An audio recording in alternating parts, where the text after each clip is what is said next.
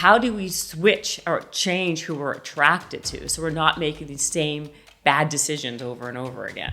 We're going to be subconsciously gravitating towards certain people and dynamics more so that are, again, replicated, or usually a familiar type dynamic then is the first one that we've experienced. But for a lot of us, it means like the same biological feelings are going to be what feels good, which can we create change if we can't recall it? Yes. Absolutely. We can become really present, I'm sure, to some of the relational habits that we'll talk about today. But I mean, relational trauma is real. It's now seen in the psychiatric or psychological community as CPTSD that comes from relational trauma. So again, those big moments, we used to give the diagnosis of PTSD. Right. And now we're understanding that complex trauma happens when you don't have that secure attachment figure. How did you get to a place where, number one, like having one wife or girlfriend is difficult. Now you have two. How did you evolve into that type of relationship? I was actually just sharing, Lolly and I have been, since the beginning of our relationship, committed to our individual and relational happiness, meaning we were both committed to honoring space and time for each of us to explore ourselves as people and to continue to assess and make sure that our relationship as a couple was benefiting both of us. So Nicole Lepera is on the podcast again because I love her, and apparently so does everybody else. She has another book out, and it's called How to Be the Love You Seek. And if you guys are not living under a rock, of course, yeah, you know who she is.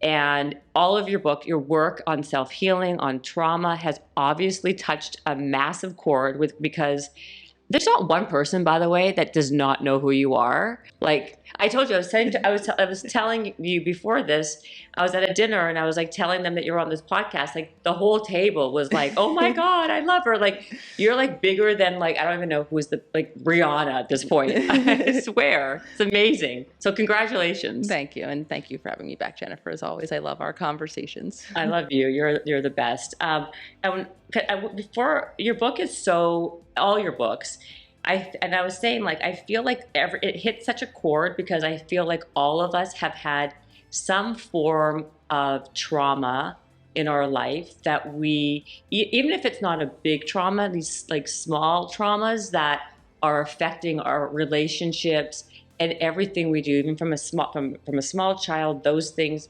affect what we do. And as adults, and there's a disconnect a lot of times. We don't know why we do the things we do.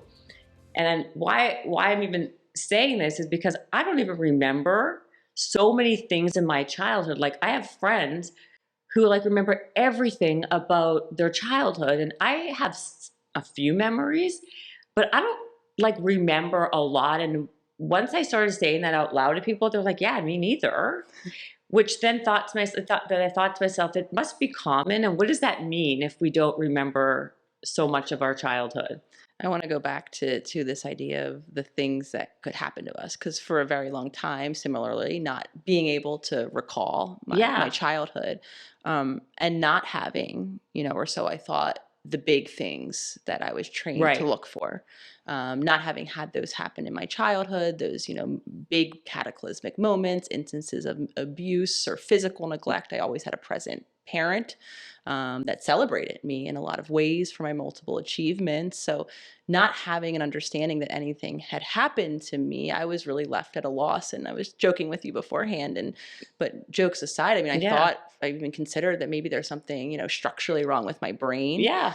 Because probably around high school, I started to realize when my friends at that time would share, what their childhoods were like, what memories of Christmases were like, and things like that. And it became actually a running joke that, oh, Nicole doesn't remember anything. And then that was kind of compounded by, because, I liked to party in high school. So maybe Nicole doesn't remember anything because she likes to party too much, And again, meanwhile, though, I'm like, well, what is wrong with me? Why don't I remember? And I talk about in my first book, really expanding the definition of trauma. And it absolutely applies to this book because the reason I wasn't remembering wasn't because, the big bad thing happened. Right. As is the case for a lot of us, it's what didn't happen. And what didn't happen in my relationship, at least, and being a relational creature, I mean, we're fully dependent on another human to care for our physical self in childhood and actually to help us emotionally regulate in childhood. And when we don't have that attunement, I did not have that in my family. My family was consumed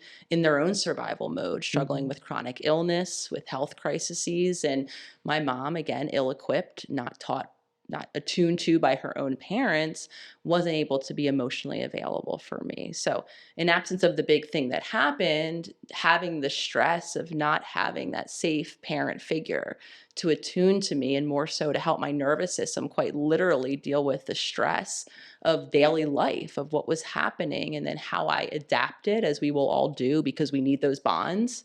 We need someone to care for us enough to keep showing up in service of our survival. So we begin to modify who we are and how we are. And in terms of the ability then to recall, and again, I'm being very intentional, but not calling it a memory, because we actually do remember. The ability to recall, though, is impacted when cortisol, the stress hormone, right? When stress is happening in our body, and that happens beginning in utero for us.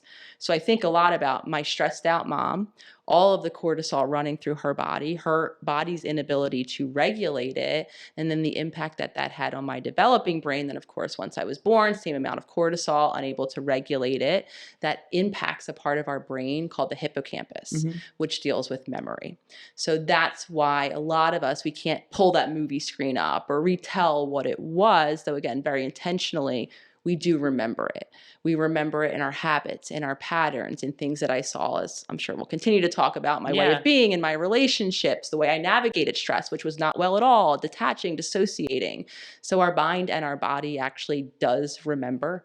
We're a living memory. So of course, I think the next question is, well, can we create change if we can't recall it? Yes. Absolutely. We can become really present, I'm sure, to some of the habits, relational habits that we'll talk about today. But I mean, relational trauma is real.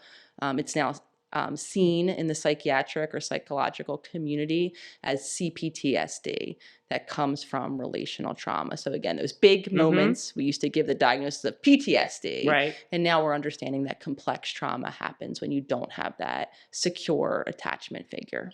So does that mean then when we're not recalling our memories, it's because we've had these little forms of trauma that or experiences that were obviously very unpleasant in some way, that it's just something that we suppress?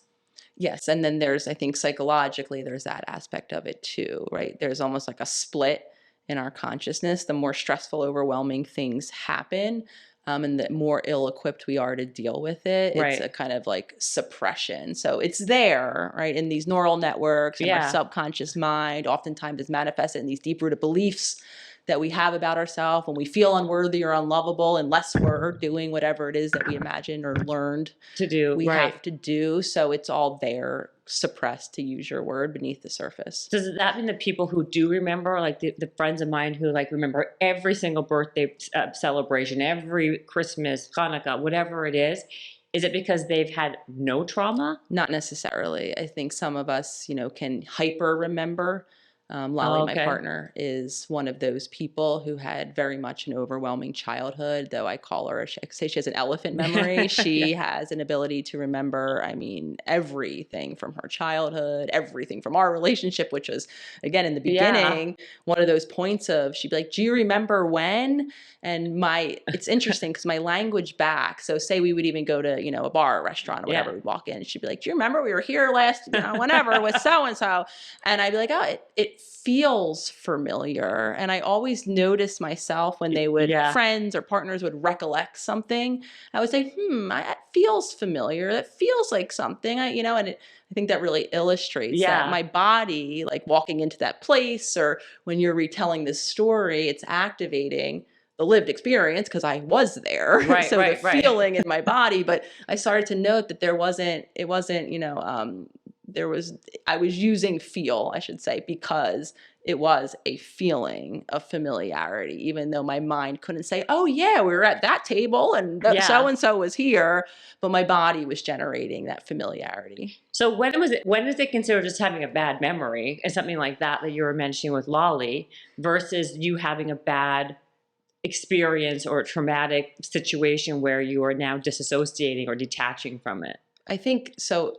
What we're really getting into is there is there ever a biological or physiological thing, symptom, origin, maybe that's the word I want to say here, origin, for something outside of environment or experience? And I believe the answer is no, that there's always an interaction. We're a developing physiological organism, again, in a body that's impacted by all of the life choices of that human before we even began to develop, and when we were developing, and then the environment that we're born into. So it's kind of like the nature nurture thing. Yeah. And I think this is why sometimes it can be confusing, because structurally we do see changes in a brain, say if we were to give an fMRI or whatever the technology is, right? You'll see, oh, brains look different. And so for a while we said, oh, we attribute it to, well, brains look different because genetically, right, you had that chip and you didn't have this chip, or right, it was our DNA. And now I think we've evolved the science to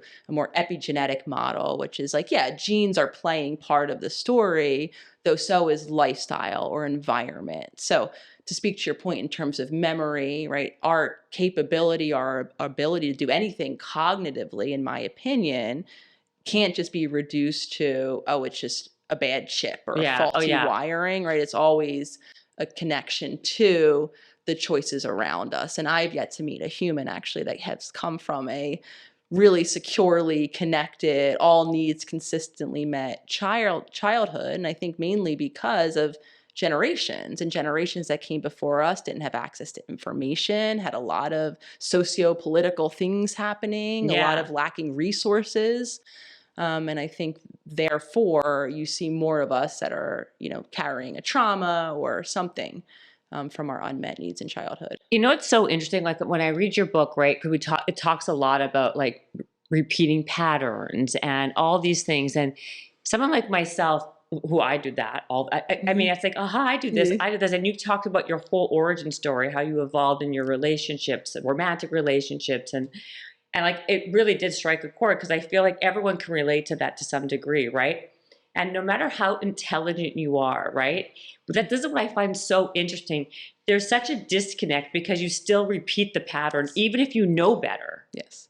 Why? Yes. And I would see this not only I did a lot of work with individual clients, but also couples work. I was very interested in dynamics and ran a lot of groups and sitting in the room with couple after couple. And coming up with tools, new plans of action, new ways to communicate, doing that for maybe 50 minutes together in a room, and, troubleshooting whatever the explosive argument could be that happens throughout the week. And this is what you're going to do differently, right? And break. And yet flash forward next week or in the office a few minutes later, right? I was watching this reenactment. And the reason why, again, is because a lot of us revert back, right, in this conscious moment where we're reading the book, or we're, getting the tool from the therapist, or, having the insight. We're in a different part of our brain entirely. We're operating with the very powerful prefrontal cortex that can consume new information and imagine a future that's different and create all these new solutions and use this insight. Though oftentimes when we're going about our day, especially relationally, because this brings up so much of our childhood patterning and our wounding, we're operating from our subconscious mind. And especially in moments where we're stressed out, where there's conflict, where we're at odds, right now, physiologically even, the blood is flowing away from our prefrontal cortex, is only flowing to that lower lizard brain, I think the language that many of us are familiar with. Totally, and we actually quite literally lose access to all of the beautiful insights and things that we know to do better. But I think this is, to speak to your point, a really shameful space to be in, especially as we have all this insight and all of these know-betters, and many of us have collected decades of consequences that come with these same patterns. And sometimes we have well-meaning loved ones and friends in our life saying, hey, red flag, don't you see this is the same relationship? Yet when we're in those moments, again, we're so reliant on, and for some of us, it's the identity that we've created about ourselves since childhood, the role. I talk a lot about the neurobiological roles that I call conditioned selves, right? This caretaker, overachiever, underachiever, hero worshiper, all of these ways of being then that have become our familiar. That's how we know ourselves. That's how we know how to connect and how to relate to others. And for some of us, that's how we define love. And we then rely on the familiarity of that in our mind, in our body, and we're pulled again for all those physiological reasons to continue to repeat those patterns, even if they don't serve us. How do we even start changing that, who we are in that role, to be someone different, to have a more healthy relationship? Yes, beautiful question. And my answer will always be, I like to simplify change into two steps. And the first step will always be becoming conscious of that role for this conversation purposes. Notice, how is it that you're showing up in your relationship? Are you connected to you? Are you able to self-express your thoughts, your perspectives, your emotions, just be yourself? And how is it that you are in relation to another person? Are you taking on a role in and of itself? So really kind of being that conscious observer where we're seeing how it is. And I really am specifically saying that first point because I notice in myself, included in many past relationships, I didn't have a self.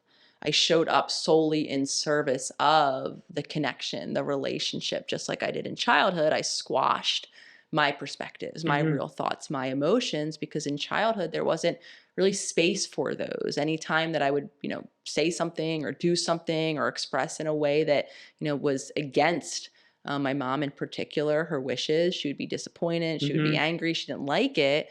One of the main ways that she coped with her emotions, because she didn't learn how to in her own childhood, was to distance herself from me at times when it was at its worst, to give me the silent treatment, me and others. So, right, the more consistently that happens, and of course other people might have had an explosive parent, a reactive parent, whatever it was that we learned in childhood, and whatever space or lack thereof for our uniqueness, because we need those connections, we'll modify and we'll begin to play those roles. So I saw myself not being, right, being hypervigilant, fawning, as we call it. I think a lot of us, as a protection, right? If I'm attuned to you, and if I kind of notice how you are and what you need, and I don't cause upset, then just like in childhood, I'm more likely to stay connected in this relationship. Right. So I saw that play out where, it wasn't even really about if I liked you in relationships. It was, do you like me? Right? Even if deep down I'm like, oh, this relationship isn't feeling great for me, it was really just keeping that connection based on, again, what someone else needed. I think that's very common. People get very hung up on if that other person likes them, and that keeps them going. Because they need that validation versus ever checking in and being like, do I even like this person in the first place? Like, is that stemmed from this place of like feeling good enough, being good enough, like the other person's need is so much more valuable than your own? Yeah, I think when it really comes down to it, we share, and I started to, as I, would speak to people, especially now as I have the opportunity to speak to people who've created incredible, right, like much like yourself, things in their life. And as, conversations would continue, I started to hear a theme that very few of us feel truly worthy. And I started to kind of explore, like, why could that be? Why could it be no matter what you're, creating in your life, or how you're, you might even have the possibility of relationship after relationship, yet you are that person, again, who's so worried about being liked as opposed to tuning to myself. And I believe, and I talk a bit about this in the book, that again, in childhood, if and when we didn't have our needs consistently met beyond just our physical needs, right? The roof over our head, food on our plate, when we didn't have someone who was curious about our thoughts and our perspectives and our emotions, and didn't just project their emotions onto us and helped us learn how to regulate, right, who it is that we are. When we didn't have that, right, again, we had to modify ourselves to fit in to how it was that that person was available. And internally though, right, to make sense of it, because we're always trying to make sense of the world, right? Why is this person not physically present? Why is this person not emotionally present? When we're in, from birth until age 7, developmentally, we're in what is called an egocentric stage of development. We can't zoom out like we get the capability to in adulthood, and right, hold all these different perspectives, kind of see that, mom or dad or whomever the caregiver was had other things going on. Maybe they had a grueling job that they had to, pay the finances to keep the food on the table for us. We couldn't understand that. Or in my instance, I couldn't understand that emotionally. My mom was ill-equipped to be emotionally available to me. In childhood, when the world revolves around us in that egocentric way, the only way that we can make sense of the world is it has to connect back to us. So their presence, their lack of presence, their emotional capacity all has something to do with us. So to really simplify it, when our needs aren't consistently met in childhood, we do develop some kind of narrative around, oh, I must not be worthy to have those needs met. I must not be lovable enough to be connected to or to be cared for in the way that I need to. And again, I believe that the large majority of us at least have had some unmet needs. So that's why I think at our core, we do feel unworthy. And then you see all these manifestations where I'm only worried about being liked, or right, I only have to show up in service of you. And that's how I maybe keep you to stay around and do all of these different things to maintain that connection. Because again, we don't feel like just being me is enough. It's so interesting because I guess if we were like, if I were to think about it, right, like all our parents from our generation, right, they didn't have the tools and the assets that we have now, right? Or they didn't have them to like, therapy wasn't a thing back then, and they didn't have all these people like you to give them insight or whatever. So we're all a byproduct of that, and that's probably why this is so striking a chord to so many millions of people. And that's why we're all, I would hate to say the word damaged in a way, because we're not damaged, but we're traumatized in a real way. And to like, I guess, even if we have the wherewithal to know where it's coming from, to behave differently is so hard to do. Yeah. You know, like where do people start? I know you said like recognizing it, being conscious of it. But then day to day, don't we always just fall back to our baseline? It's so easy to fall right back to what we're comfortable with. Yeah. I just want to say something too about generationally, because there was a time where when outside of when we didn't have resources, I mean, even just here in the States going through the Great Depression and like things like that, where there weren't financial resources, physical needs weren't being met.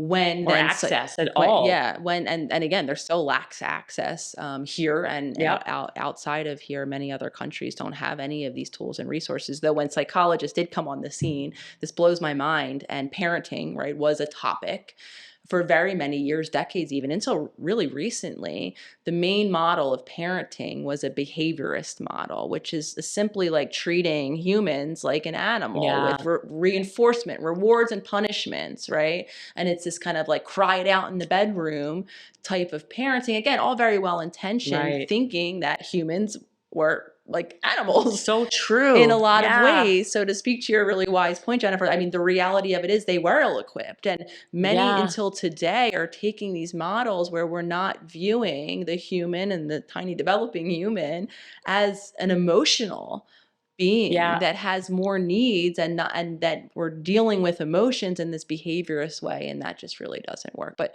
to speak to your point, becoming conscious, right? Seeing the patterns are part of the journey. But then that second step that I didn't yet mention is making new choices, right?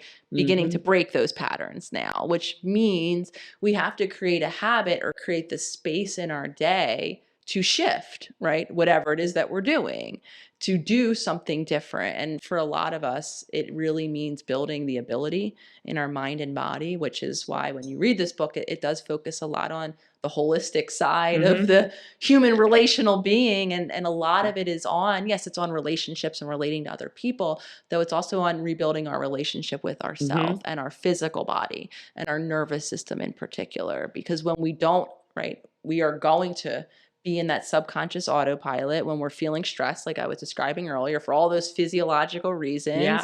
We're going to somewhere after the fact. And sometimes I'm even saying something out of my mouth that I know I don't mean. And I'm like, why are you saying that, Nicole? You know, because I've already lost that conscious control and the ability to choose. So it's the daily commitment to building the practices in so that I can retain my space of consciousness. I can be that observer in real time where I'm going to say or do or react in that way. And I can begin to make that new choices. And more often than not, the new choices originate in my body and actually regulating, right? The increased heart rate, the quickened breath, the tension in my muscles, and all the things that are going to quickly send me over that point of no return, reacting or dissociating and detaching, whatever it is that you typically do.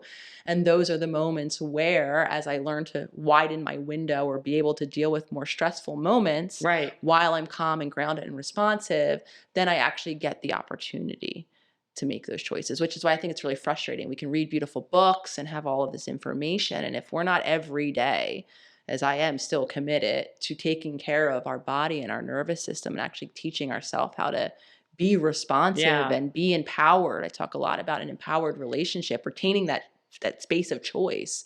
We're going to be really frustrated and probably really shameful and really damaging to our relationship with ourselves and with other people. That's so true. And also, because we talked about this before, but it's all about like regulating your nervous system too, right? How do you I mean, these are all like, we may hear these things, you may talk about them, and then the acting of them or knowing what to do with it is really hard. So I would like to talk about the basics. They're not so basic, but like these trauma bonds, because it comes down to who you're actually attracted to, right? Mm-hmm. Like all this could be moot when you're physically only attracted to a certain type. You won't make a choice towards the better choice, right? Because you're gravitating to the wrong choice.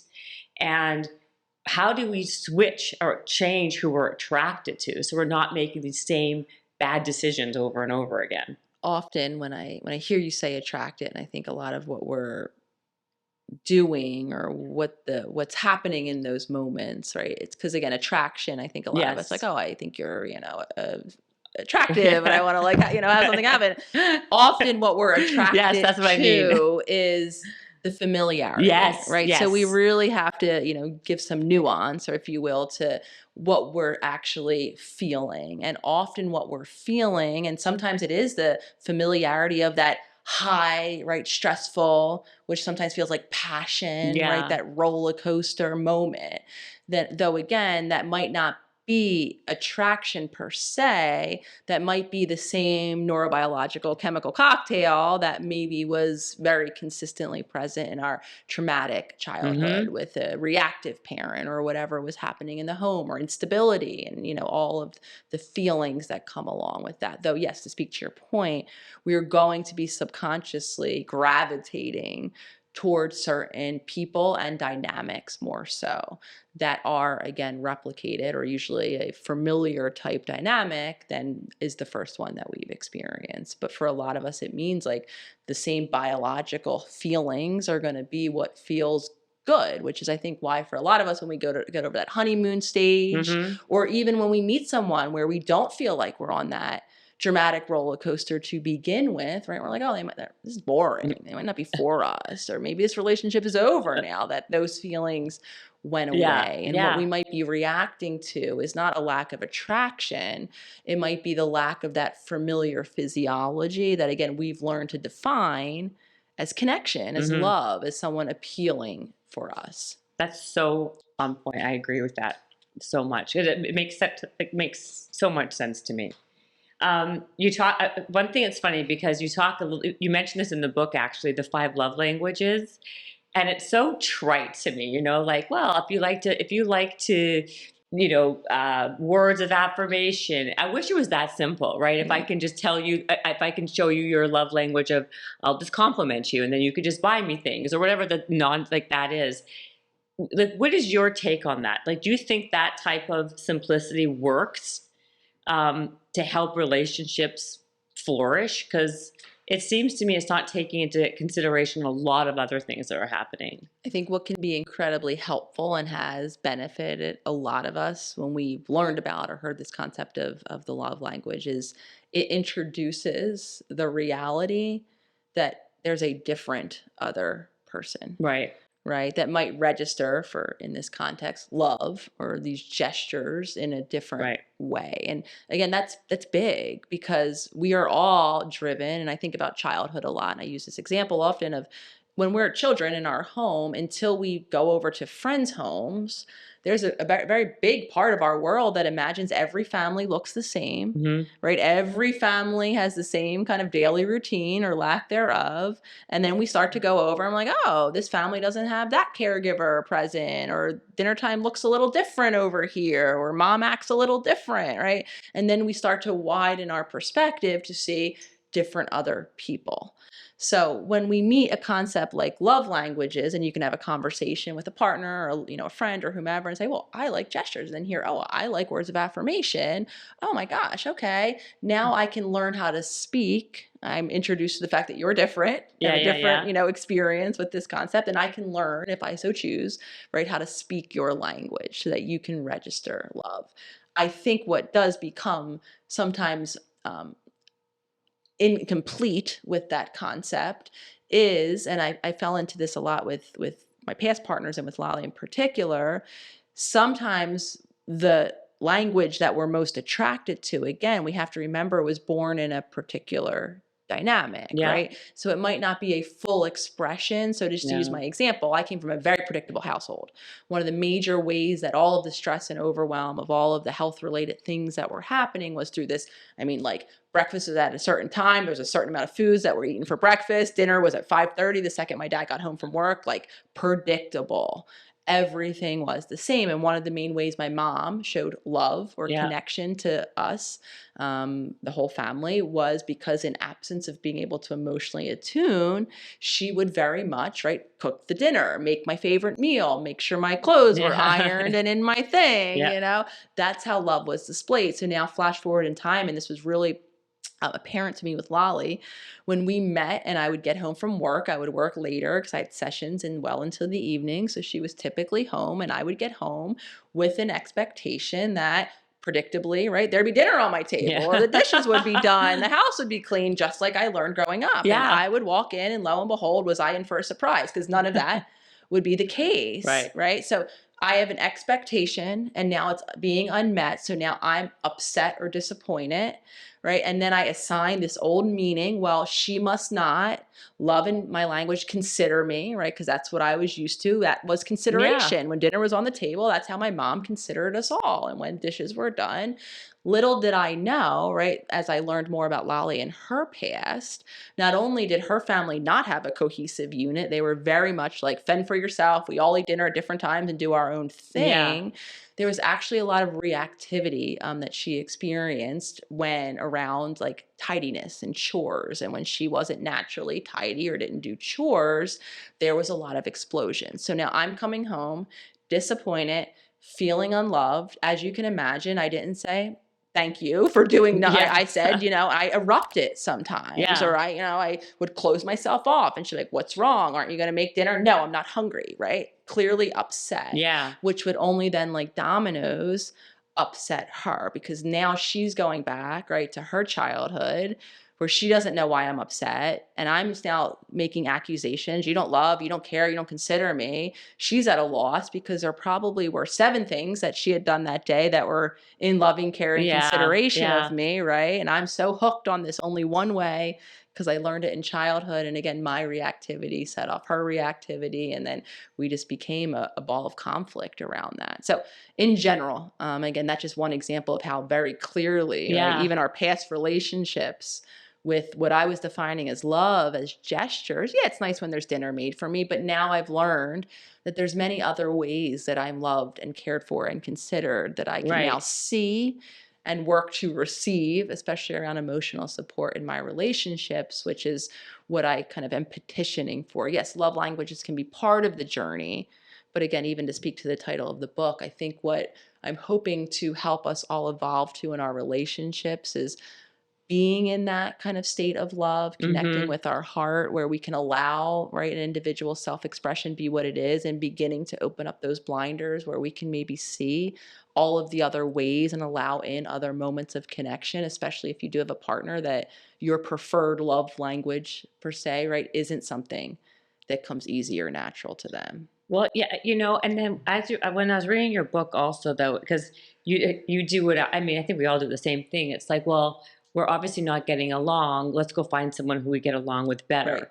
right? That's the go-to, right? So when do you take ownership? When is it about you having your set, not you personally, when we have our set ways of thinking because of what we've dealt with in our life, versus if someone's just a bad fit for us? Yeah. And I very much, I think like many of us prior to Lolly, would come to the conclusion, or the resentment would build up so much, and I would deem that relationship just not good for me and try to find, again, this more perfect partner. I think as you go on this journey and become aware of what you're doing, what you're bringing in, what you're creating in terms of the dynamic, you could, go one of two different directions. You could begin to see and celebrate. And of course, if you have an aware and committed partner, to also hearing your perspective and learning how to give and receive support in maybe ways that could work for both of you. I do think the dynamic of a trauma bond, much like Lolly and I went through, can shift. Tell everyone if they don't know what a trauma bond is. So we've been essentially talking about that. It's all of these dysfunctional patterns or ways that we show up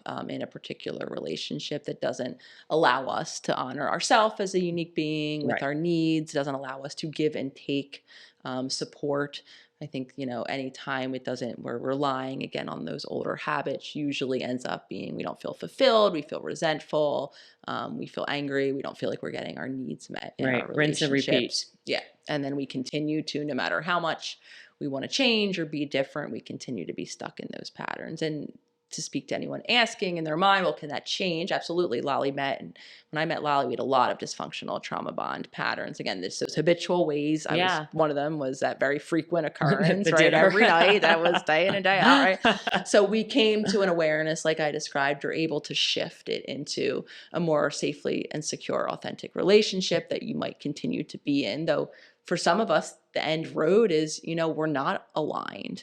And I think the bigger, deeper things to be aligned around are, your own kind of individual values and what it is that you want and see for your future. And even going back to you kind of us like both acknowledging that very few of us kind of drop in and assess whether or not we're interested or, attracted to the other person.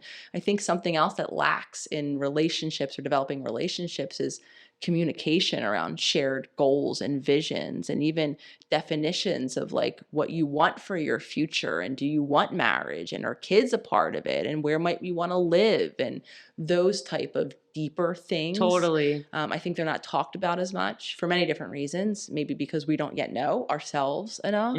Maybe because we're so afraid to share what it is that we want in fear of not hearing agreement from someone else. But I think those are the things that as you go on this journey, if there is a misalignment, if you can't, if you want a family or a committed marriage, kind of in any sense, and it doesn't look like what you're hearing that your partner wants, if you don't want to live in the same environment, I mean, these are big kind of life choices that I think could, if there's not alignment there, might be, we decide to move on. Right. But it's so easy though to blame the other person, right? But it's because it's very easy to be like, well, this is not working because they're this way, like the blame game, right? Yes. And to like, why did you stop with like, why did you work it through with Lolly? Let's say, because you were at a place already in your life where you had enough self-awareness, you saw that you were the common denominator, of course, but like, what made you do this with Lolly, work through the dysfunction to get to the place where you guys are now? Yeah, I think part of it was where I was in terms of awareness. So prior to meeting Lolly, I was in a marriage previously. Yeah. And I was in a... Vivian? No. Vivian, yes. I can't remember her name. Wink, wink. Sorry, it's in the book. Yes, that is her pseudonym. It is not her real name. Yes. She and I, though, we moved from New York to Philadelphia together. And at that time, I was finishing up my clinical hours, and I was doing so at a psychoanalytic institute for learning and seeing clients and all the things. So saying that to say I was in my own analysis at that time and also a group analysis. At 1 hour, 1 hour and a half a week, I would sit in a room with other analysts. It was very overwhelming. Wow. And we would essentially just free associate and discuss our experience and dynamic with everyone in the room. So at that point was when I started to, in hearing my colleagues' perception and experience of me, and I really started to kind of get in a percolator of like, oh, okay, like so I'm bringing some dynamics into at least my work relationships, and at that point, then really kind of highlighted for me, in addition to the move itself, coming from a very kind of close-knit social community. I had a whole life built in New York. I was there for almost a decade before we moved. So when I met Vivian, I had a whole, very busy, and this is one of the ways I dealt with all of my underlying stress and anxiety and all of the emotions that I didn't learn to deal with. I kept myself busy. I kept myself planned. There wasn't a day or of the week that I didn't have someone to hang out with. And I was living in New York City, which is like an endless, amount of stimulation. So distracted constantly. Huge. And that's, again, I talk about distraction as a flight response, how some of us, and sometimes it can look very socially validated and accepted, right? I'm just on the go all the time and endlessly achieving, and I'm at the PTA meeting and the work and the this and the that. And for a lot of us, that's how we've learned to, cope with all of the deep-rooted feelings, which is why we end up feeling exhausted and empty, even when, and this is what I felt, even getting all of these accomplishments, when I kind of like checked that last box, I hung my shingle, I did all the things. Why was I feeling so exhausted and so empty, to the point where I was like, actually, I was fantasizing of leaving, of running away. I would joke with Lolly when we first met about, I want to go be a barista in an island somewhere. She's like, you just got your PhD. It took you 8 years. What are you talking about? I was like, I don't want to do it anymore because I'm just so tired, and it's not fulfilling for me in any way. So when we moved though to Philly prior to meeting Lolly, and didn't have that social network, it really, in addition to being in this training program, it really got me seeing, again, the disconnection that she and I had. So when I committed to being single for a bit, I lived on my own for the first time. My mom thought I was crazy because she and my family lived right over the bridge in New Jersey. She's like, don't you want to move home? There's a very codependent mom. She's like, there's a room upstairs. And I'm like, no, I must live on my own. This is important for me. Like, I want to have this experience. And then I met Lolly. And the reason why, like I was sharing, so I was already starting to, like, as Taylor Swift so beautifully put it, I'm the problem, it's me. Exactly. I was starting to somewhat become aware that I was at least a little part of it. And she was too, very committed, something we had talked about from the beginning. I knew kind of her relationship past, and we were both very much committed to growing and learning, and had a particular vision for the type of relationship that she and I had wanted. So knowing that she was kind of committed as well, is what kept me working through very difficult, points and challenges that as we were navigating all of this old stuff, and even just going through an awakening really together, and changing is very difficult, and watching then our relationship change. Yeah, and again, in the book, you talk about this a lot. You just touched on it now about the loneliness factor. I find it so interesting how many people are really lonely in their relationship, and it's something that people don't talk about a lot. I think it's like there's shame around it. They feel bad. They feel like it's shameful. Really, that's the best way to put it. And is it because is it a lack of communication? Is it because they're not well suited? How do you start breaking down that problem and that pattern? Because I'll tell you, like, especially here in LA, right, with kids and work, and you look like you have it all, especially with social media. You have like a sliver of like someone's life, and you're doing all the things, and yet and you look perfect together. But most of those people, if you really like speak with them in a real way, are really dissatisfied and lonely in their relationships. I really appreciate you asking. And I think that alone in a crowded room cliche or saying, whatever it is, really, again, that decade I spent in New York, as I'm describing it, I was never actually alone, though I never felt connected. I never felt more alone in a crowded room. So that really is real. And I do think we feel very shameful to say it. So shameful. We might even hear reflected back, well, you have someone, at least you have someone, be happy with what you have. And again, I think a main cause, at least for my loneliness, was, as even I was describing it earlier, right? There was no me. I wasn't even really connected to me. I wasn't actually sharing my true thoughts and perspectives and wants and needs and emotions. So of course, and this was then no surprise with my major complaint in all of my relationships prior to now, was I'm not emotionally connected to you. I don't feel that depth. I don't feel what I'm looking for. Yeah. And again, you were always the problem, until I realized, how could I ever feel connected to someone if I'm not in my body to feel connected to me? And more so, if I'm not actually expressing my true self, my true thoughts, my true feelings. If I'm not being in the relationship, right. I could have a million people around me. And of course I feel lonely. And I think for a lot of us, there's a deep disconnection. So as much as, again, this is a book about relationships, there's so much foundationally in it about rebuilding that connection with you. Right. Because to be and feel that level of attunement, right, there has to be that expression, right? I have to share with you my true self, what it is that I'm really thinking in this moment, how it is that I'm really feeling, right? That feeling of connection is actually a energetic experience of, again, giving and receiving of this self-expression. And when we're not, as I wasn't, right, a million miles away on my spaceship, just deferring to whatever you want to do for plans, couldn't even, I mean, I was that person. What do you want for dinner? I don't know. What do you want?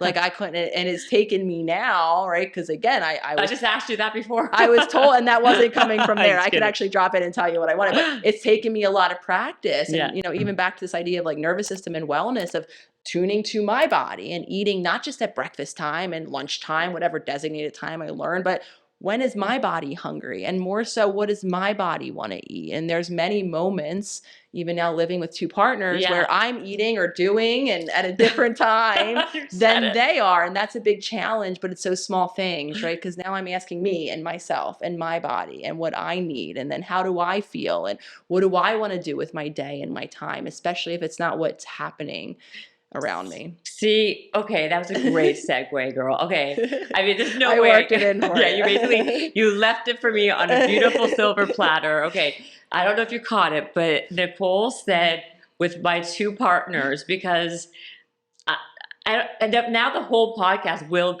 I don't know how I can get off of this topic, but so Nicole talks about this in her book, about an expanded relationship, right? So she, you're not married though, right? You have two. I'm married to. Well, you're married. No, I'm saying you have two, but you've married. Oh yes, but not married to both. Right, you're married. You're not. We're not technically you're allowed to do not that. technically yet.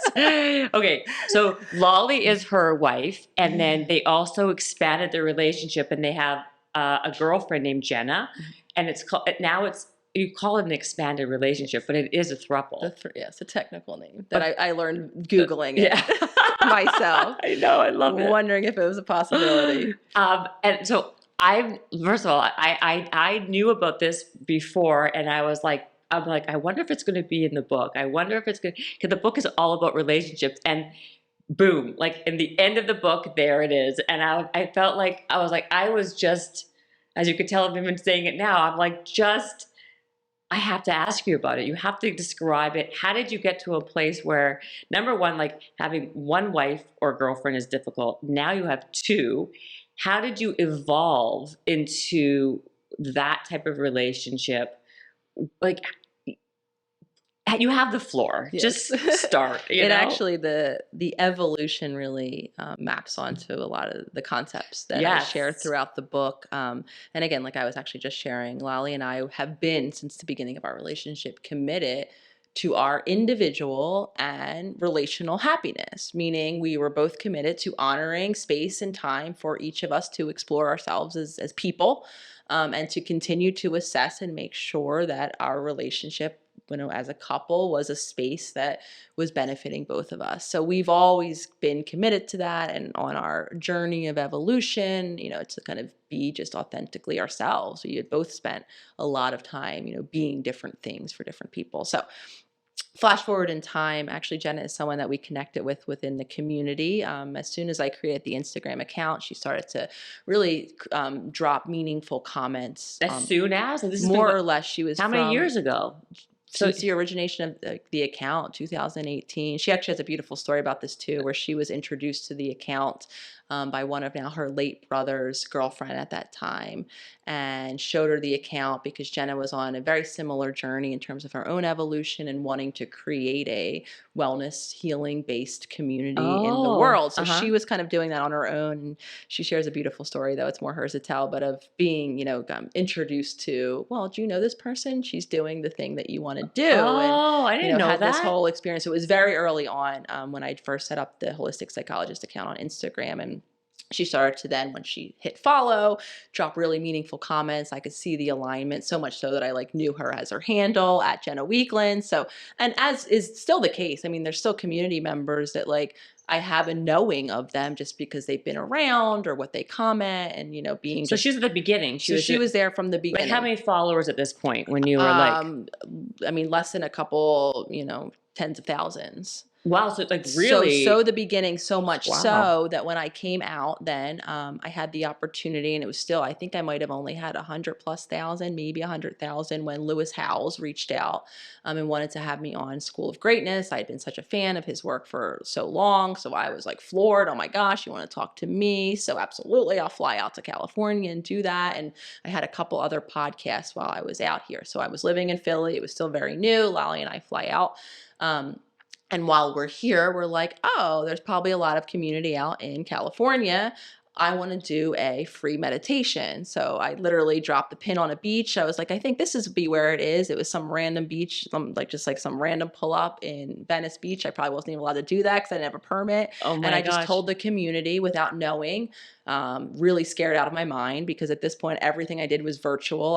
I'm very scared of speaking in front of people, but I thought this is important. I want to hold a meditation. So lo and behold, in the morning comes like 1,000 people. It was so many people. How many people? Like almost 1,000 people showed up. It was wild at how many people were there on the beach. I have this beautiful picture. A photographer came. It's hanging up. It was such a moving experience. I did a free inner child meditation, and afterward, many of them lined up, and oh my gosh, you're lining up to meet me. So I like met everyone, as I still do this, anyone. So if anyone ever sees me and says hi or sees me out, please say hi. You just realized, by the way, Nicole, if you had 1,000 people show up when you had a couple 100,000 people following you, can you imagine what mayhem would happen now? You have like, what, 8 million people on there following you? 7 million, 7.2. Wow. I was floored. I knew California was probably a lot of people that were resonating with my work, but I wouldn't have You could fill up a stadium.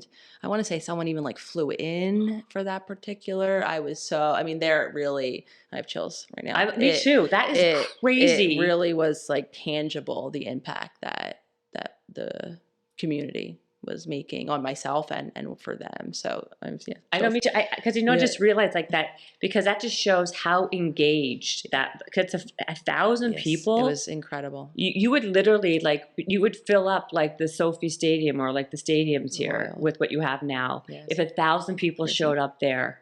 I was floored, scared shitless, all of the things. At the end of the line though, Jenna ended up. Was she the last one there? She was the last one there. She has her whole story about that day where she almost didn't come, very typical Jenna style, but she comes, and I registered her right away, and she gave me a very meaningful gift, and we had an exchange, and she then left. And shortly after, we opened up enrollment for the Self-Healer Circle. And right when we opened up enrollment, because there were so many people, we did it right from Instagram. Hey, it's open. So everyone clicked on it at once. And we literally crashed the server, the billing system, and had quite a technological pickle on our hand. And it was at that point just Lolly and I trying to navigate it all. So we were very transparent to the community. Yeah. We put up a story letting everyone know what was happening and just updating them that we were like resolving it. And Jenna, immediately upon seeing it, sent a DM. And was like, I know what you're doing. I see what you're doing. I'm doing the same thing. Like, I'm here to help in any way. We saw it literally within a second of her sending it, even though we had all of those followers, and we're on a call with her. And she then began to help within the circle and has been an integral part. So by the time then she was living in Palm Springs, actually here with a friend, and we were still in Philly knowing we were moving out here. So I think within the next year, we ended up moving to Venice Beach. She got an apartment a couple blocks away, and then we started to kind of work together. But she was working for you guys. She was working. But so what was her role? Like head of community, or she was like hand in hand with me running the circle. Oh, she was. Okay. She was, yeah. And she's also the one who you do all your videos with, right? Yes, videos, podcasts. Like the one where you're like, you guys act active. Yes. By the way, that's brilliant because people can I love those because you can really understand the dynamic though too. Yeah. And so she's the one you do those with. So she's the one, but she's been very much like helping me create the circle, helping us navigate all the emails and tech issues that come in, now building it out. We've built out our own private portal. I mean, we have a whole tech team now that she leads and a whole team under her that helped support Did she have people a in the job though that circle. she quit at the time to come do this with you, or she was pursuing the her whole thing that you're own, like she was like kind of doing her own thing, parallel to what trying you're doing? yeah, and then she was like, let's just do it together.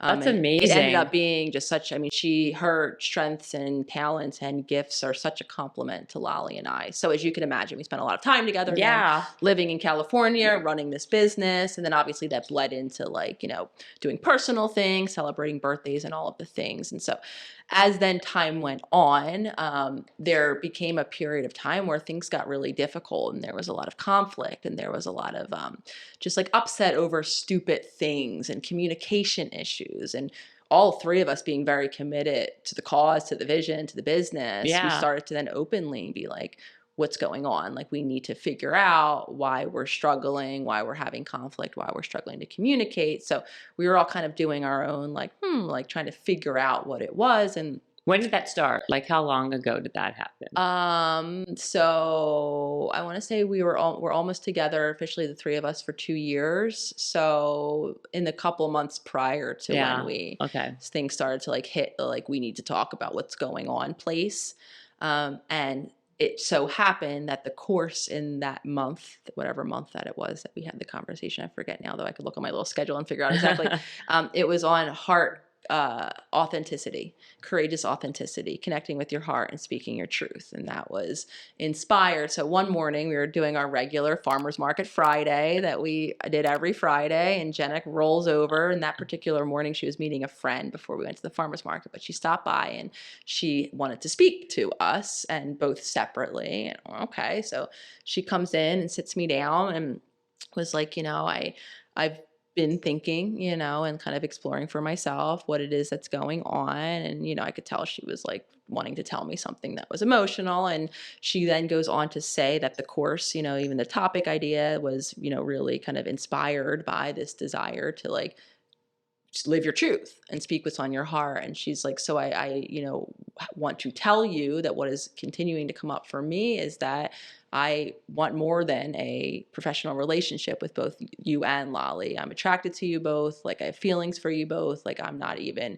sure what to make of this myself. I can't imagine what you're sitting here thinking right now, though I know it's important. And Jenna's been one of her incredible gifts that ever inspires me today is her ability to always have been, despite all of the things, terrible things that she's had to navigate in her life, she's always been connected to her heart and followed her heart.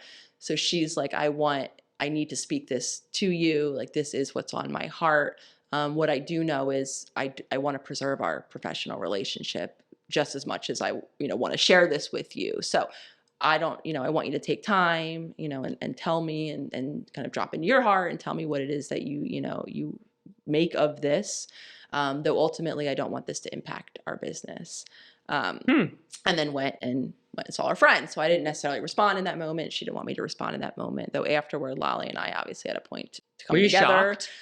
Yes and no. I think I was relieved because I think obviously there was a part of me that was feeling obviously the same, attracted to her, unsure of what to do with it, wouldn't even speak that in my mind. I felt relieved that finally that there was a reason, if you will, for all of these moments of tension. And again, I go into science behind that, when we're living in misalignment, we're not in that kind of heart-brain coherence that I talk all about. It really can contribute. It doesn't mean obviously that everyone wants to be in an expanded relationship, but I mean, there's a lot of moments where we're not really saying what's on our heart. So we are, picking a fight about the dishes not being done. 100% trying those stupid things. Other things because we're not really telling you what's on our mind or what's really wrong, or whatever it is. So I'm glad to know that you do that too to this day, that still's happening with you, even with all the information that you have. It's all still happening. Yeah. That's why I even say, like, I'm having two partners trying to still be emotionally connected with them is still very unfamiliar. Even though I have all the love in the world in front of me by two different people,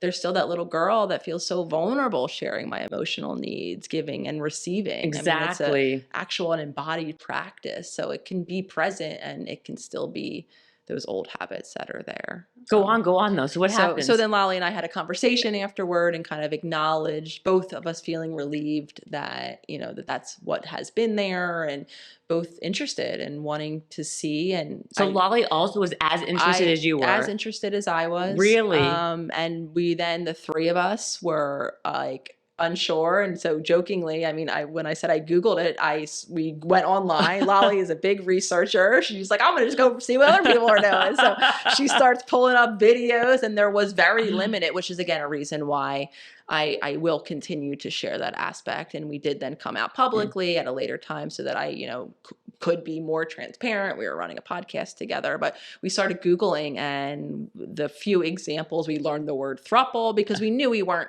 wanting to open the relationship. And again, that is some people's path, or date other people. We really were like wanting to see, like, can 3 people be in a relationship? Yeah. And it turns out that someone at one point named it a throuple. I thought it was a cute name. So I was like, oh, sure. I guess that's what we're trying now. And we then, kind of continued and evolved the relationship, and how does it work? Figured out how to navigate 3 people in a relationship. How? And all 3 women yet? Yeah. Like, I mean, is there and I asked you this before, this is the thing I always think, like, is it because you and Lolly know each other, right, for so many years prior, you were married? Like, what's the distinction? Like, is there jealousy? Does Jenna move into the house? Do you guys all live together? Are you guys sleeping in a bed? Do you guys take turns in the bed? Like, what are all the details? When it began, Jenna still had officially her apartment in Venice. And we had a much smaller bed than we do now, though she began to spend many more overnights and time with us in Venice. And then when we moved from Venice to Scottsdale, we moved into the same home where we live. We got a very large bed. They have those. They have extra size bed. What kind of size? It's like a triple or a king and a half. It's obscene looking. It takes up what kind of room can it fit in? A very large room. It takes up the entirety of the room, essentially, so that the 3 of us can sleep. We do share the same bed every night. With my cat, we need room for my little old lady that lives in the bedroom because she can't live out with the other boys. Though yes, we started the living, boys. We have other boy cats. Okay. I was like, what? No other people. Okay, I'm like, what? Just us and cats. Okay, but good. my cat doesn't get along, where she's too old to be around the other cats, so she sleeps in the bedroom and with lives you guys. with me. Who sleeps in the middle? Right now, Lolly. Typically. Does it change? I sleep on the end because I sleep with my cat Hadley, and Jenna prefers to sleep on the end because she flails a bit in her sleep. Oh my God, this is hilarious. When we travel, though, so this has opened up a whole interesting world of, accommodations when we travel, and people like, do you want a cot, or how's this going to work? And will the bed be big enough? Because we do operate as a unit. We sleep together. And we look, there are times I'm here now in California and the 2 of them are home. So we have times where there's like a separation of, one will go or 2 will travel elsewhere together, and have time together to build like individual relationships and dynamics. So of course there was a shifting and opening and a, kind of difficulty, to some extent. Jenna integrating into an established relationship. How does it happen? What's the first step? I mean, just living it and figuring out. I think that there's not like a plan. Did you go on a date the first time?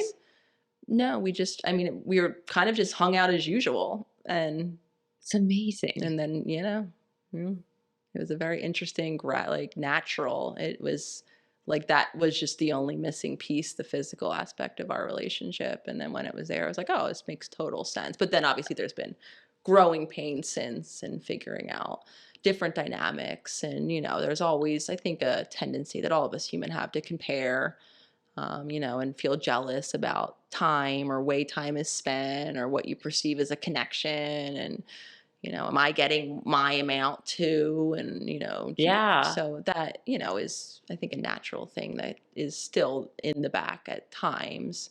But at times only, like, it doesn't feel like. No, like, I'm here now, and I'm very grateful that the 2 of them have time together. I'm not feeling left out. I'm actually enjoying my time and my space away, which again, an older version of me, it was until I remember when I went on my first trip alone. It was up to New York for an overnight when I just started the Holistic Psychologist account. So 4 years ago was the first time I traveled anywhere alone by myself. And it was just ever.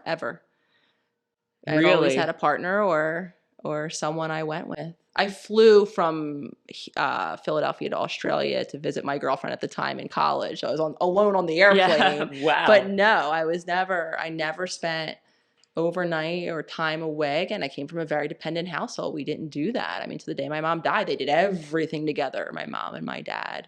Wow. So now I've gotten to the point where I appreciate my alone time. I have many opportunities now to come out here and do things like this. Yeah. And now what that means though is I leave, right, the two of them, and there's no jealousy. I feel grateful that they have their time, because I've learned that the security of all of our connections to the pod, if you will, or the throuple and to each other really does translate in. The better we're all feeling, the more connected and securely connected we're all feeling to each other and to the group, really does then bleed into just feeling better across the board for all of us. It's interesting because like 3, usually one always feels left out, right? Like if it was 4, it'd be a little bit more. We're all set. Yeah.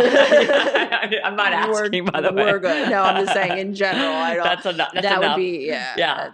And for some people, 4 or 5, I mean, I do think that we're moving into a space of people exploring different versions. Even with 2, a lot of people in the community, when we, post about different living arrangements, there's a lot of couples who choose not to, for different reasons, sleep in the same bedroom. Yeah. There's some couples who choose not to even live in the same home and have different versions. I've been hearing that of a lot relationship lately. So I just want to normalize. There's so many different ways that we can find fulfillment. And there's some people that don't even want a romantic partnership, and maybe we'll just continue to find fulfillment in deep friendships for the rest of their life. So I think that we're moving just toward a more open future of types of relationships. I feel that way. I feel like, because this is what you do. Do you feel like you're hearing more, maybe because you're doing it, then people are more open to talking about it? But do you feel like you're hearing more about open relationships, more about thruples, more about these like alternative ways of having relationships? Do you feel like that is on an uptick? Yeah, I think Googling it now, I have many different examples, and even, 3 years ago when I did. I think it's a byproduct of people are becoming more comfortable. It's kind of like dominoes again, in a way, where more people, one person starts talking about it, kind of opens the door for another person to talk about it. Whether or not it's a new thing, I'm not sure. I mean, I'm imagining it probably isn't. Right. I mean, I even think back to, our tribal days in a lot of ways. There was very much a communal way of living, whether or not there was a romantic nature to it or not. I mean, you pass the baby around or whatever caregiver is available. So I think in a lot of ways we're kind of going back to things that aren't necessarily new. And I think a lot of it was probably happening behind the scenes for a lot of people, maybe with a lot of shame. And now with the visibility of internet and the ability to talk about these things and normalizing that happens as a byproduct, I do think you're seeing much more of it. How about kids? Do you guys ever talk about kids? I have been pretty set for my entire life that kids aren't an option. Something that I'm aligned with. Lolly as well. Jenna has very much a maternal. She spent a lot of time as a teacher and a kind of nanny caretaker for children for many years. So she very much has a maternal drive or instinct. Though is equally as comfortable with not being a parent and being a pet parent instead. I can't. It's wild. I love it, because what it says to me is that, and I said this to you, because it's the truth, the authenticity of who you are. Like you're not going to be somebody that you're not. You're going to live your truth. You're going to say what it is, regardless of what people feel, think, whatever. And I think that's like the beauty of who you are and why you've had such great success.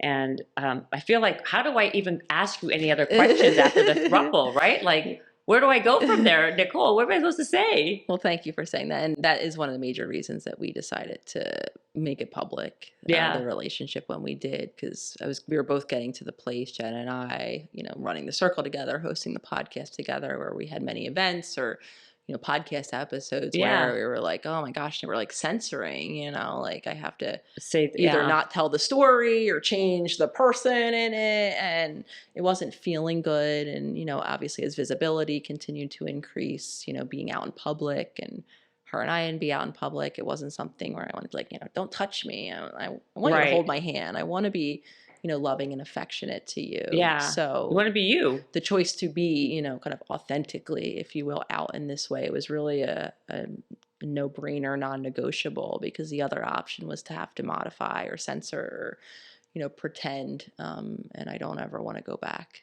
there. So, and honestly, the community was just so receptive and so supportive, and really made it, kind of easy to continue to, speak about it in the ways. That's amazing. How big is the community now? Like, to be a member and all that stuff. Like, do you have? How does it work? Is it like a pay a membership and then I So have access to yeah, so the all of it? circle, I mean, obviously we're all of the free access platforms now across pretty much any social media platform we've grown to is always a priority. I see it, and I actually talk to the Mhm. members about this a lot. Like, like the membership is what funds our ability to Yeah. grow social media teams and like keep the podcast out, and all of the different things, and pay for all of the tech to put it out there, because that is a priority, because we're very aware of how global our community is. And I mean, daily I read heartbreaking messages from Really, members who yeah. just are in really repressed countries, repressed of information, don't have any sort of support, and are like, that is their lifeline. And the comment section are just such a beautiful place on the social Wow. media to hear other people's journeys and to connect. So I'm always shouting out any of the social media accounts, and they will always be a free resource and a top priority. And my hope is to continue to grow them. I mean, we actually just opened up an Arabic page. You did? We pay an Arabic translator, because that was a big community that was Totally. under-resourced and very much in need of a lot of these conversations. So my hope is into a future of being able to have all different varieties of translation accounts, and just to continue to get this word out. Though there is obviously the paid membership option, the Circle, Right. that began it all with Jenna and I. That it opens 3 times a year. It's $26 a month, and you get access to, at this point, I mean, we're nearing 4 years old on November 1st. So every month we put out a new kind of mini course, if you will, with PDF content and worksheets and guided meditations and little journaling prompts to kind of help you create habits. It's very much on kind of creating consciousness and those Yeah. new habits, very holistic model. So we have so many different conversations around attachment and the nervous system. And this couple months, we're talking about nervous system regulation and all of these different tools. So when you are a member, you have access to the entire library, every course that has ever come out from the beginning of it all. And then every month we release a new course. At this point now, we have 4 at least, if not more, because oftentimes we have special pop-ups. We'll have book authors come in where their book club, we give a book club suggestion for Yeah. every course topic, and a lot of times we have the opportunity to actually have the author in and do a pop-up.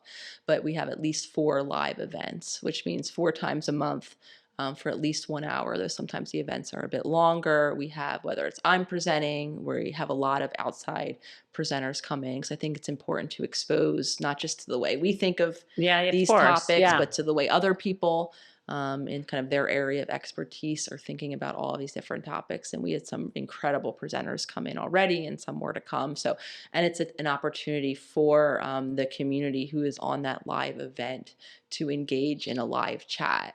So one of the events we even just call a community check-in, where Jen and I just hang out for an hour and engage directly with the community. So we have the workshop, a check-in, a content teaching, and then every month is a Q&A.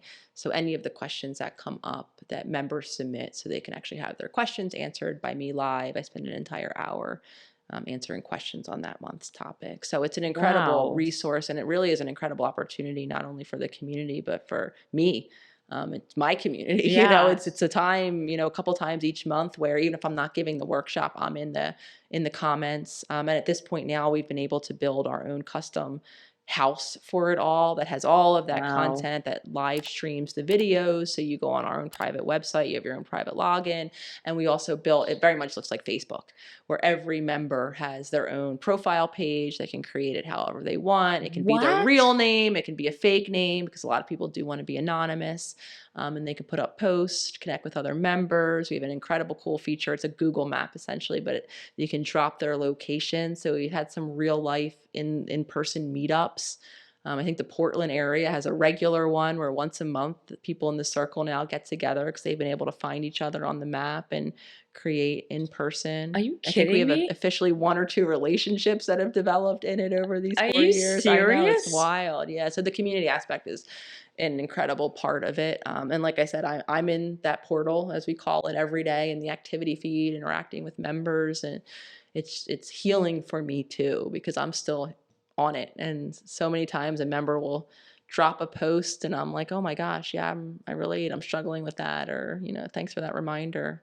This is literally changing people's lives, which is remarkable. And I didn't even, like, of course I know, but I didn't think about it. Like, it's so worldwide. Like, I didn't even realize, of course, like the Arabic world and all, like Saudi Arabia, all these places, like, what is the percentage of your community that's overseas in these areas? I think we have somewhat upwards of probably more than 180 countries represented in the membership itself. That's not, I don't know, social media. I'm sure we're much greater than that. But officially, as a member, I think we're over probably nearing 200 countries represented. So I sometimes just blow up that map and look at it and like get chills. Just like it's I have insane. Them now. I'm like, wow, I didn't even know that was a country, or like, where's that at? No, and there's a member dinged in there. It's really unbelievable if we really think about it. Like the breadth of what's like. Did you ever think in a million years this would have happened? I was texting with my sister on the way here tonight saying she's like, it's hard for me to comprehend. I said, it's hard for me to comprehend. Never in a million years. And there's, again, a very protected part of me that is still like, it's like when I think of it, like, oh, don't look at me, all you people. Yeah, it's because it's like it happened really quickly in a way. Like I remember being like, I think when I first met you, it was during COVID actually, wasn't it? You were like maybe at 1.5 million followers, and I'm like, oh, she's doing great, good for her.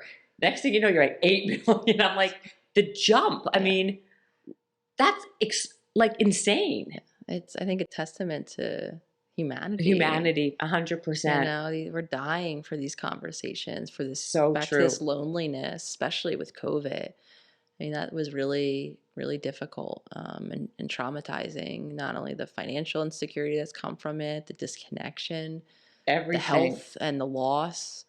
Oh my God. I think more than ever now we need, and I think it's the future in a lot of ways. Yes, individual help is absolutely part of many people's journeys, though I think we're all desiring and need that community space, that place to feel like we belong. So I think that's why the numbers are just like continuing to just But you know grow. What's interesting? Like you hit it on the nerve. Like even those videos, like I feel like, is it possible? Like so many of these videos feel like it's my life. Like it's people joke, they're like, "Are you in my living room?" Yeah, like wait, this happened to me. Like, how are you able to get at the core like that? That's like a talent in itself. Like you're like a wealth of information to be able to and to be able to execute in a way that's so transferable and it can relate to everybody. Like me, the person in Saudi Arabia, this person in some random Arabic country, you had no idea. Like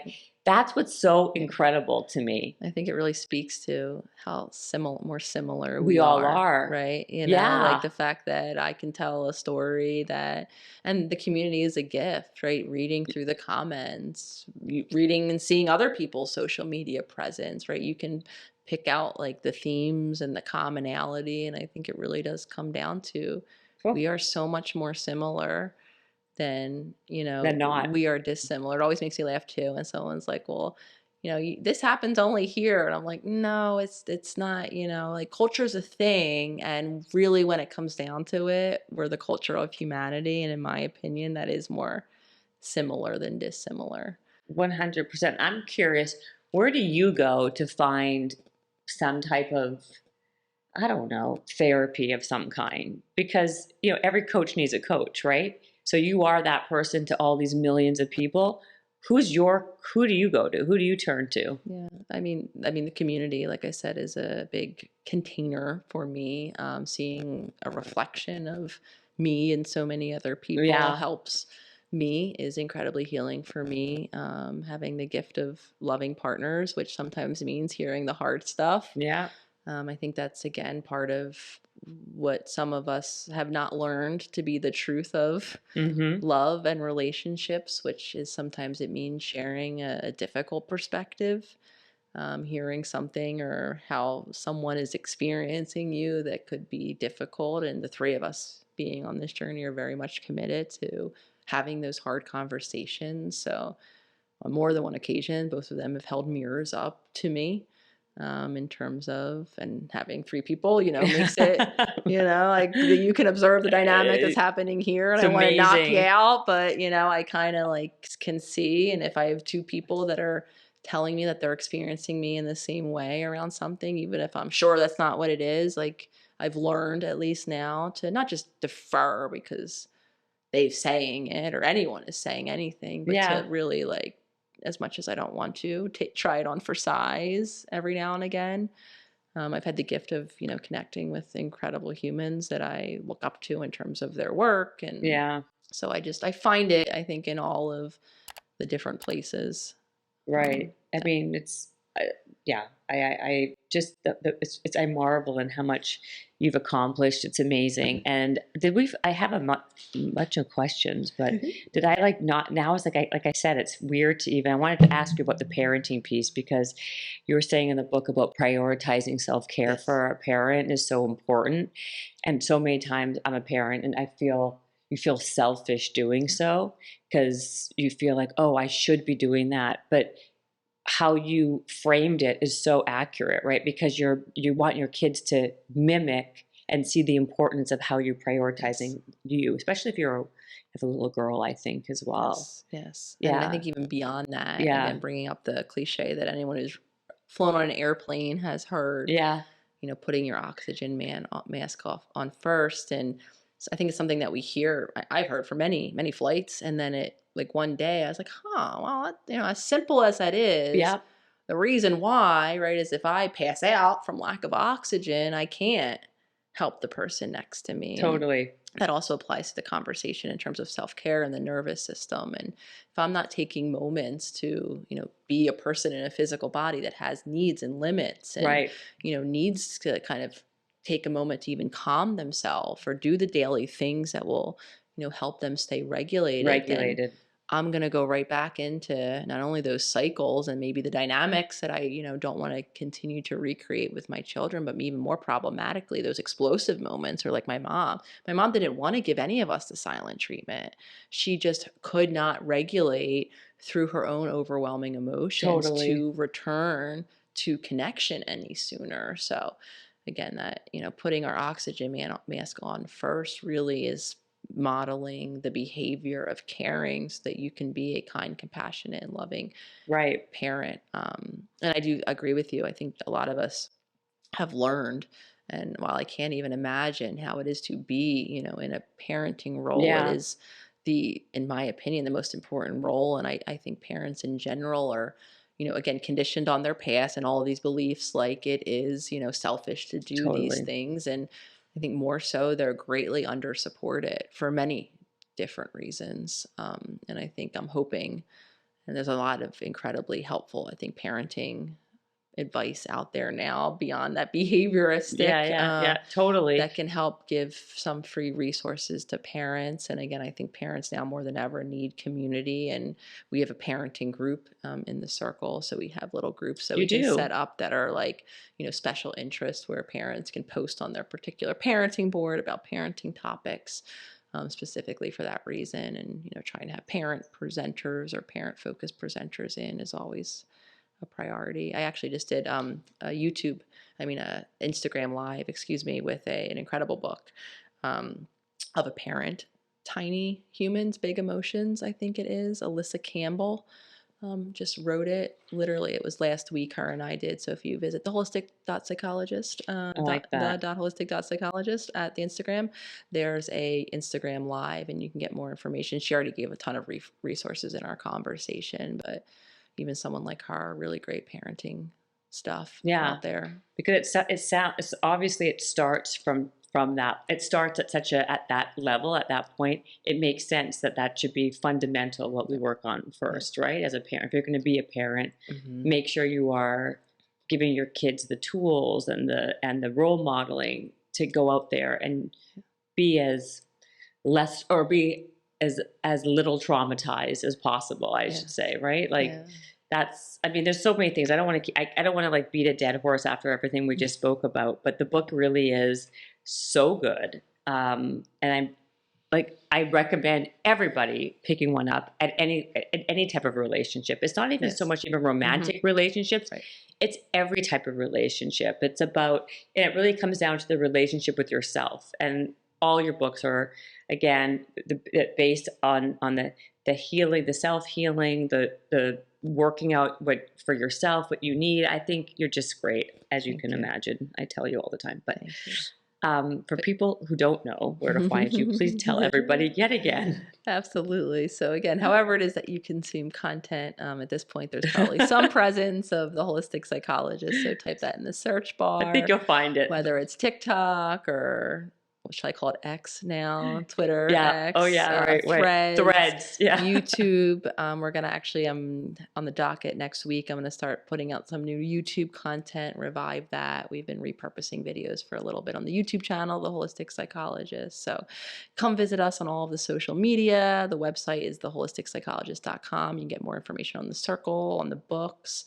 I don't know when this is gonna air. Oh well, your book soon. Well, whenever you want. There might still be some tickets. I have a little bit of a book tour. I'll be here and in New York. When are you here? And in Tempe, Arizona, the week after or the week of my publication. So it comes out on the 28th. Mm-hmm. I think I'm here on, say, like the 2nd, but don't quote me on that exact date, December 2nd.